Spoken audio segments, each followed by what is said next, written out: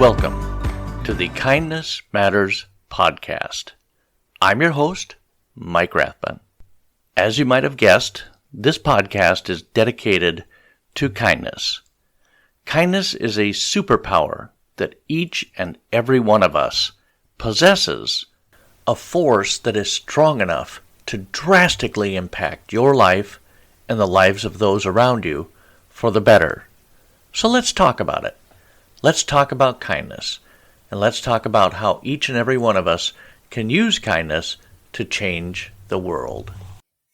Hello and welcome to the Kindness Matters podcast. I am your host, Mike Rathbun, and today we're talking about kindness with somebody that knows a great deal about it and practices it daily. Her name is Erin Mann, and she is the owner of Erin's Elderberries. Welcome to the show, Erin. Hi, Mike. Thank you so much for having me today. That's my pleasure. So this is a great story, but as Julie Andrews would say in The Sound of Music, let's start at the very beginning. Why in the world did you, or what prompted you to look into elderberry syrup? Yeah, so in 2015, I became a mom for the first time. And I know, big class. So he, on his 1-year birthday, fell very ill. We were actually in the hospital for his 1-year birthday, and they thought he had leukemia. All of the test results and his blood work was showing that he was like 99th percentile for having leukemia. And Oh my goodness. on that, at that time, that was granted 6 years ago, so I don't know if the protocols are the same, but at that time, the treatment for a child under 365 days of age was completely different than a child who had hit their first birthday. So when they brought us in, it was very fast. We had to make a decision very quickly because they said if we find out that he has this, we only have a matter of hours to diagnose to where he can be put on the younger treatment because it was more likelihood of success. It wasn't as hard on the body. It was just his first birthday was a whirlwind. As a Oh my mom, gosh, what a horrible way to spend.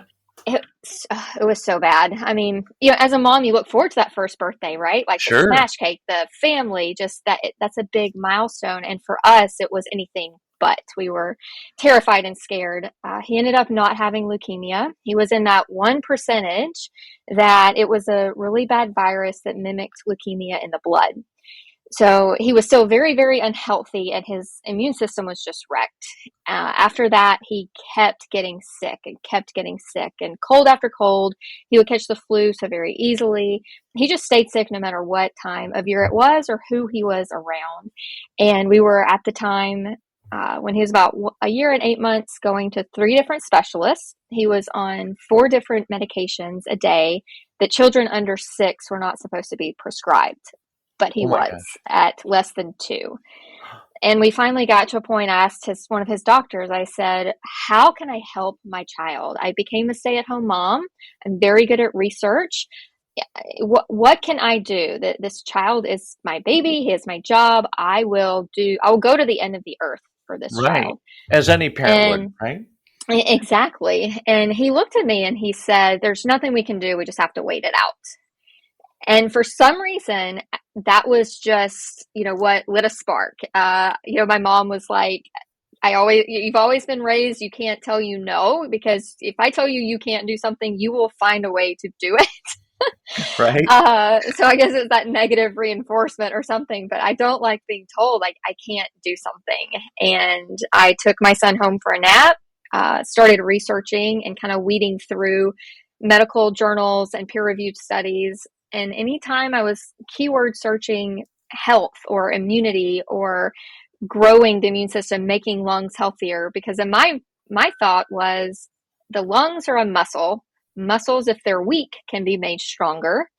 But yet a doctor is telling me I can't make his lungs stronger. That was kind of that common sense of, I'm not a doctor, but what I've been taught throughout the years was it's a muscle, we can work on it. So everything I found just kept going back to elderberry and how it has been used. It was gaining popularity, and it has a lot of medical studies backing it and showing its effects. So I decided to try it. Wow. I mean, I've heard about elderberry. I've never used it myself, but I mean, it's fairly well known as an immunity booster. Is that what Yeah. it basically is? Elderberry syrup? Is that it's an immunity booster? Yeah, so it can work to strengthen the immune system. It's packed with polyphenols and antioxidants, and the main polyphenol that it's known for, or that lies within it, is basically a viral and bacterial prohibitor. So when you get sick, if you ingest a bacteria or a little virus, it takes root inside of a cell, and those cells start to replicate. What those polyphenols work to do is to stop that replication, to keep that bacteria, that virus from taking root and being able to replicate. So you may feel a little sick because it's, kind of already got a little bit of a hold on you, but it'll keep it from replicating and help you get better faster because you're not as sick. So that's how it works to boost and build your immune system, is it's helping your body fight it naturally rather than just killing it off per se, if that makes sense. And then it's also a fantastic anti-inflammatory, which people don't realize. So the inflammation that sickness can cause, it will help take that down and help your body be able to fight it itself. So for an old guy like me who has problems with his knees, that could probably Oh, help. yeah. Very much so. It's fantastic. My mom has rheumatoid arthritis, and she's off of her prescription meds because of it. Any kind of inflammation within the body, arthritis, rheumatoid arthritis, digestive diseases that cause inflammation. For example, I have ulcerative colitis, the sister disease to Crohn's. I'm not on any maintenance medication at all because my C-reactive proteins are within normal levels. All thanks to elderberry. It's a fantastic and a amazing little thing. Wow, that is amazing. I mean, I knew it was good and I knew it helped with immunity, but I had no idea. So it's not just building up immunity. I mean, you could take it after you're already sick and it will help you recover faster. Is that Yes. right? Yes, the studies have shown that if you start taking it within 3 days of the onset of a cold or flu, your recuperation time decreases by 50% or more, and your symptoms are less severe, which is fantastic for populations like children or the elderly, where they're more likely to suffer, worse symptoms and end up in the hospital. That rarely ever happens if they're on elderberry. I'm thinking if I had a daycare center, I might just like give each kid a shot as they come in the door every day. Really should. I mean, it couldn't hurt. I mean, because that's the thing with kids, right? Once you have kids, and I mean, your son, that was an exception, but I mean, once they go out into the world in general, they start going to daycare or school, invariably, they are bringing something home. Oh yeah, they're little just germ piles basically when when Just they little get back. petri dishes with backpacks and legs.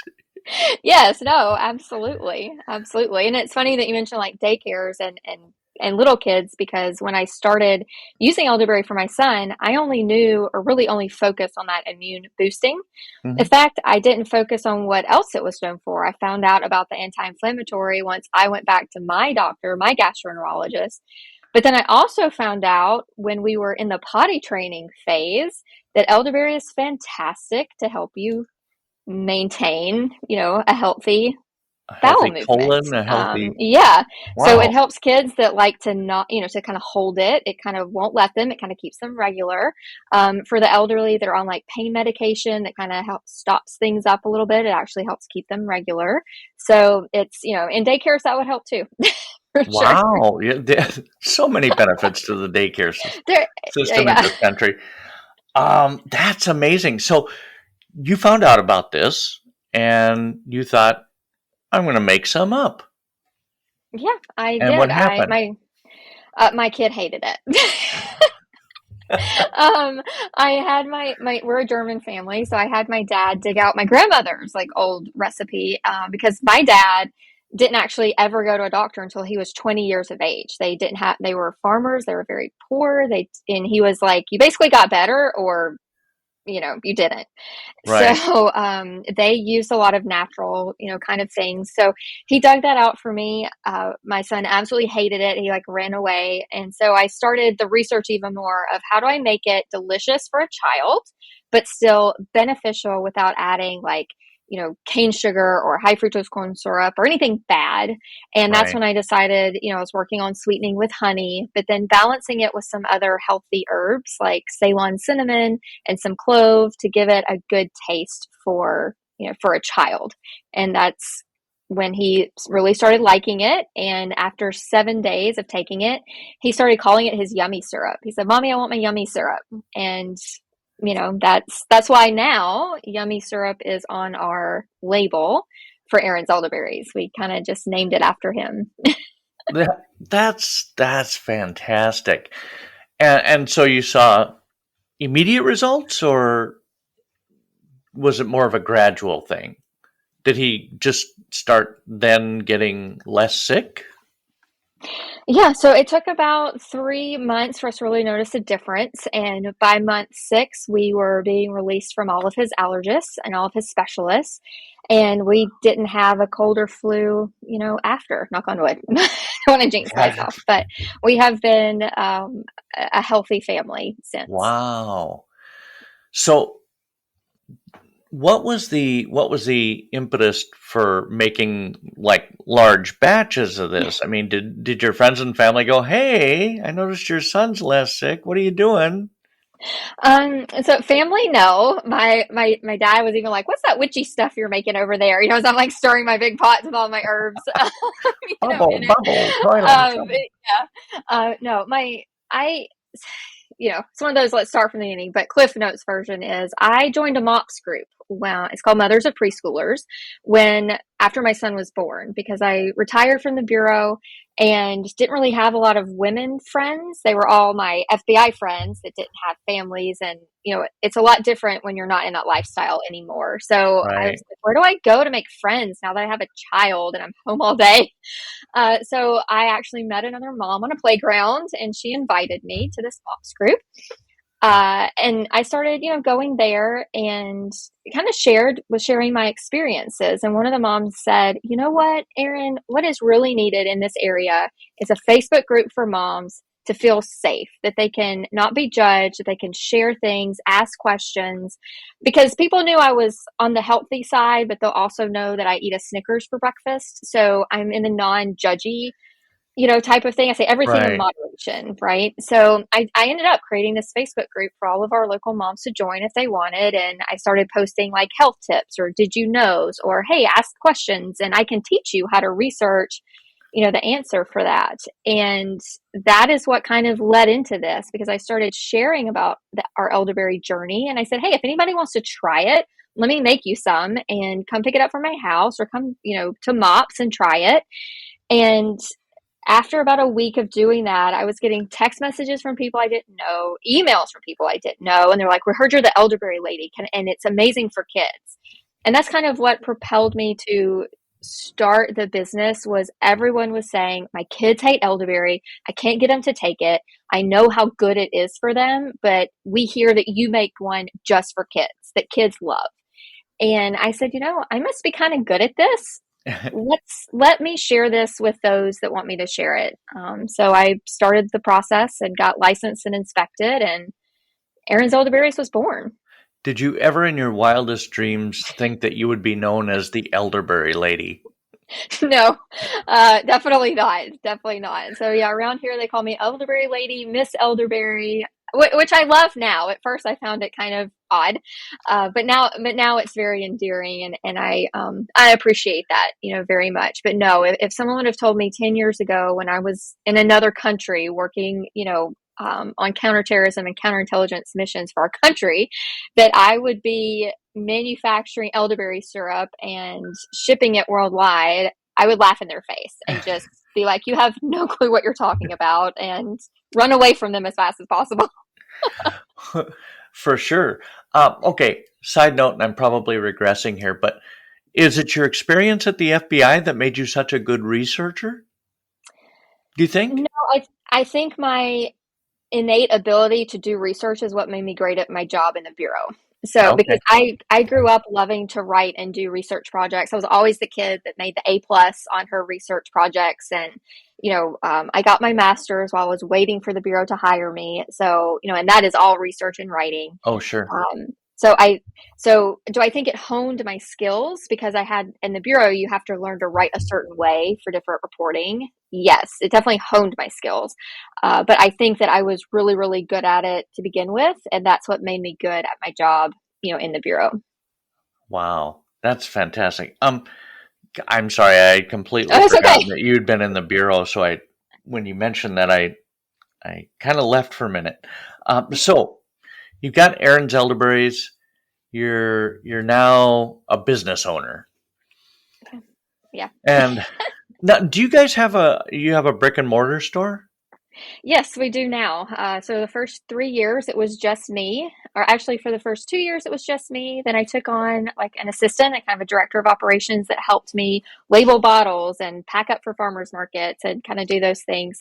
And then I started hiring other girls to work with me at the markets. And that's kind of how our retail store was born because I went to all of these events, met all these awesome small business owners that typically have created their business for the same reason I did. They wanted to help someone in their family, found out they were amazing at it, or they were doing something unique with it, or the way that they were doing it.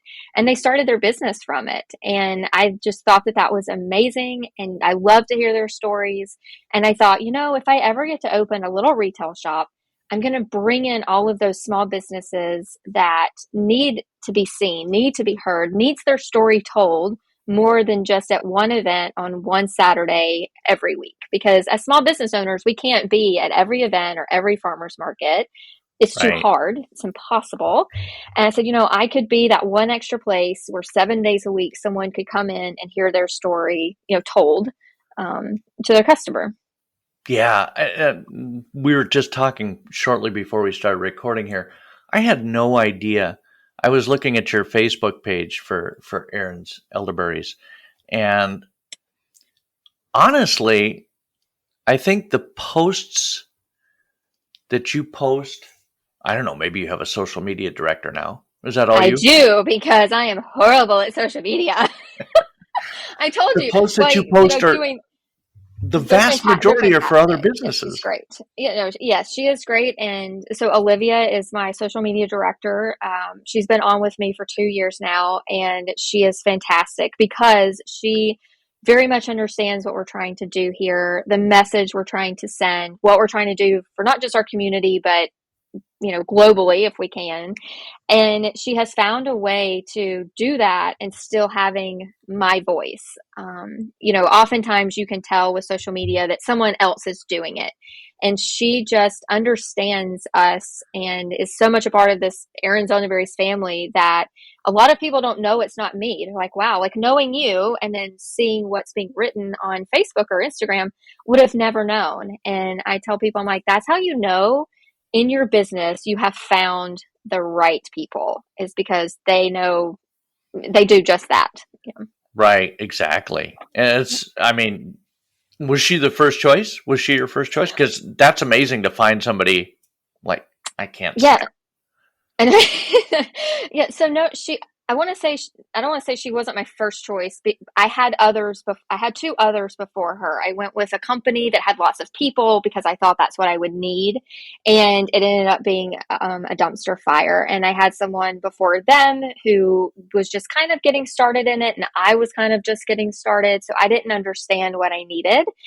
But when because when you hire a company, you spend a lot of money every Oh month. yeah. And if you're not getting the results you need or kind of seeing that things aren't meshing well, you don't want to keep spending money. And I made it very kind of clear and to myself when I went to find Olivia that I will not accept anything less than what I want.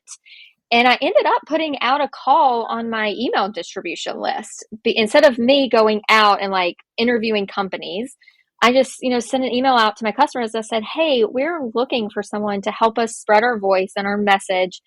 You know, if you know anyone, have a kid in college who's going to school for this type of thing, like have them reach out if they're interested. And what I did was have them submit 2 posts. I sent them my branding board and I said, I want to post on this product and here's some information.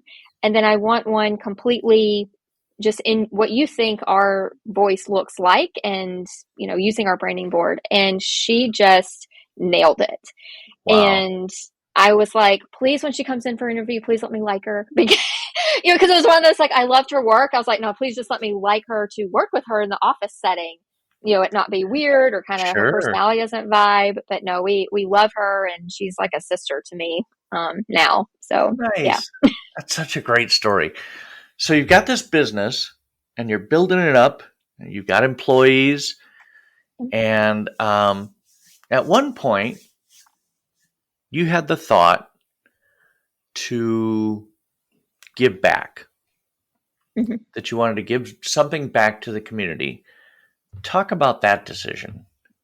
I almost don't want to say it was a decision. It was more of, I want to do this. Now, how do I do it? Because it took me a long time to figure it out. My business is about helping people. I keep my prices super low because I want people to have affordable access to quality ingredients and quality food.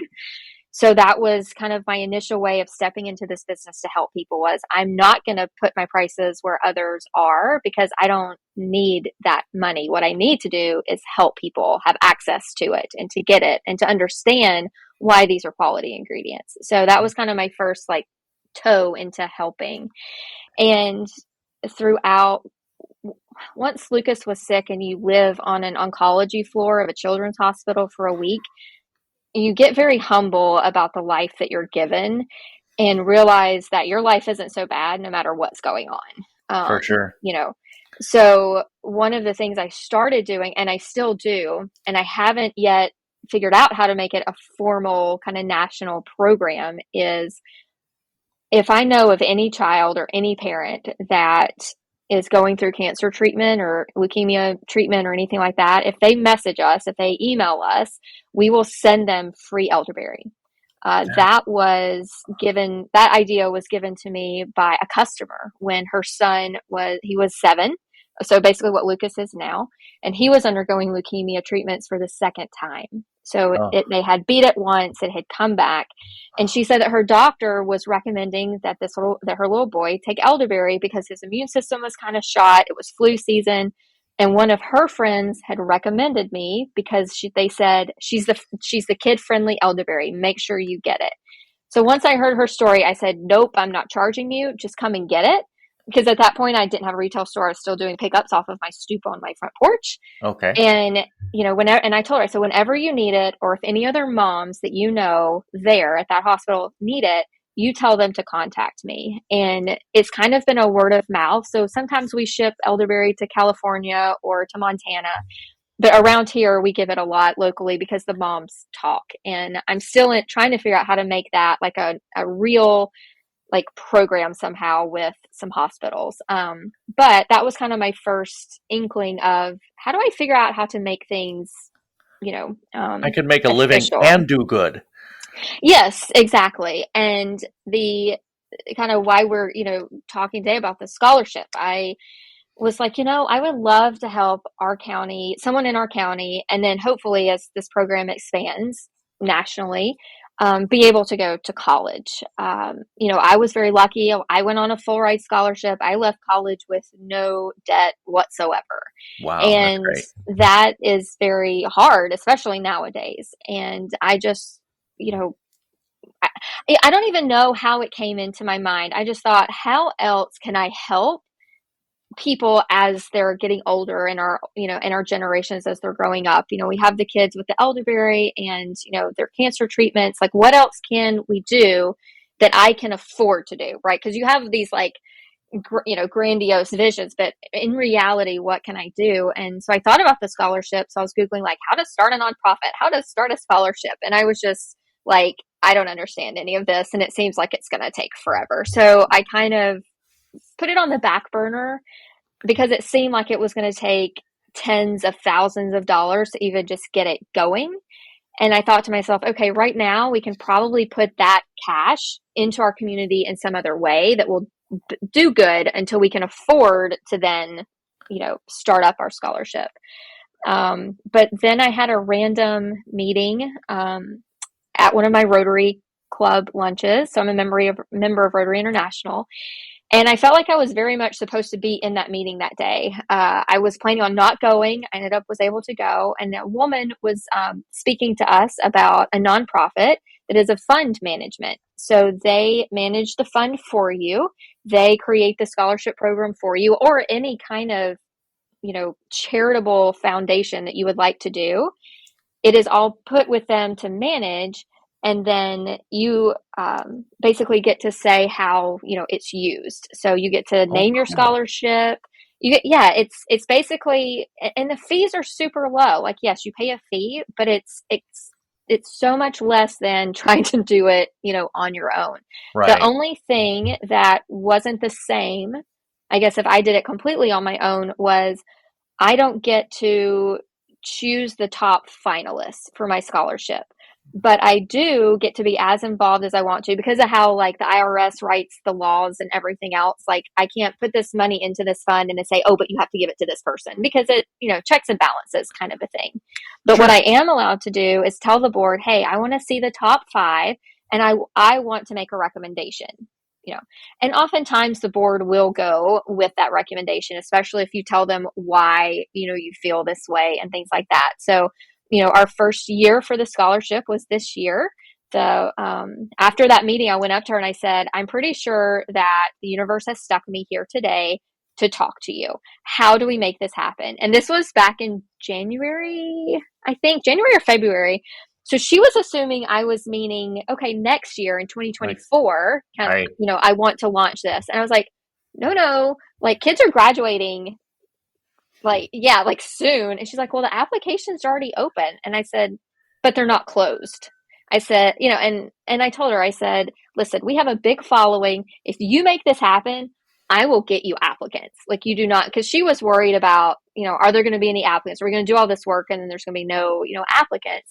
I said, no, I will guarantee you applicants. I will do the work if you guys do the work. And, they did the work for us, got it, all ready to go. And we had a lot of applicants for it and one very special winner. That's so cool. And as an added bonus, you got to give that winner the check. Yes, I did. And I didn't realize that I would get to do that. I just assumed that the foundation that we put the money into would hand over the check. And they're like, no, it's your scholarship. If you want to do it, you absolutely get to. So that was a special moment, for me to see all of it come to fruition. It was great. I loved it.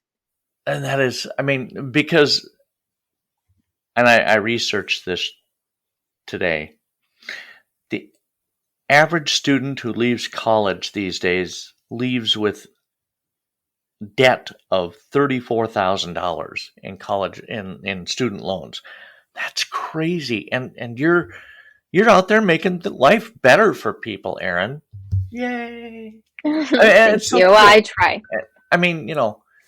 So many times we look at these things and we say, I really want to help out. And then it kind of fizzles. But I really admire the fact that you researched and you figured out how to do it. And you made somebody's college dreams a little bit easier. And I love that. I love that. I love your whole story, actually. Thank you. And, talking about the fizzle, it definitely fizzled for me, because I started looking into it. I'm like, I'm not a big enough fish to do this. I don't know what I'm doing. And it did kind of fizzle. And, I went at the end of 2022 and I wrote down my goals for this year. And I said, I'm going to figure it out. It may not start, but figure it out was on my goal sheet. And I really just started running with it, at the beginning of the year. And just because something fizzles one time doesn't mean you can't be reignited with it. And, and that's why I tell people, even in their business, I'm like, just don't give up on something. It may not be the right time now, but if it's really important to you, if it's really important to the people you're trying to help, it will come back around at some point when it's right. And that just happened to be this year for us. Absolutely. That's fantastic. Guys, if you're listening, well, to both of you who are listening to this show, no, it's more than that, I'm sure. I'm going to have all of Erin's links. Facebook, the Elderberry business page. And you said okay. Squirrel. It's fine. We do a lot of things here, You so said something about it's always been global? Yeah, so we do have two retailers, one in Italy and one in France, actually, and that happened during COVID. So we can say we're like international now. Woohoo! Uh, but we do have retailers nationwide. We supply a lot of like the mom and pop stores, which I love because we're supporting those, small businesses. It is my dream one day to like land in Whole Foods or Trader Joe's or, something like that where Sure. there's later access, because a lot of us mom and pops, we close at like 5 o'clock so we can be at home with our families. But kind of what grew my business was to be able to have that pickup cooler on the stoop, because I'd have people come by at 2 o'clock in the morning on their way home from urgent care or from the hospital or something like that. So that's kind of a goal this year and for next, is to try to find somehow how we can get this to people between the hours of 6 and 9, not just here in Virginia. That's so cool. And bonus, you could probably write off a trip to Italy or France as a business expense. Go check them out. Hadn't even considered that, but yes, we should do that. That's a total business expense. I'm no IRS guru, but still. Erin Mann, you are one of the most kind people I've ever met, and I thank you so much for your time today. You're clearly busy. I like to stay busy. You're never really you made working time for if you me, and enjoy that's it. awesome. No, I appreciate you so much. And what you said to me is, right back to you about being kind. I mean, you could do anything else with your time, but you're choosing to share awesome stories from awesome people. I'm gonna pretend I'm awesome for a minute. But I'm talking about all the other people you have interviewed and will interview in the future. But you're pretty darn kind and pretty awesome yourself. Oh, stop. No, keep going. No, I'm kidding. I'm kidding.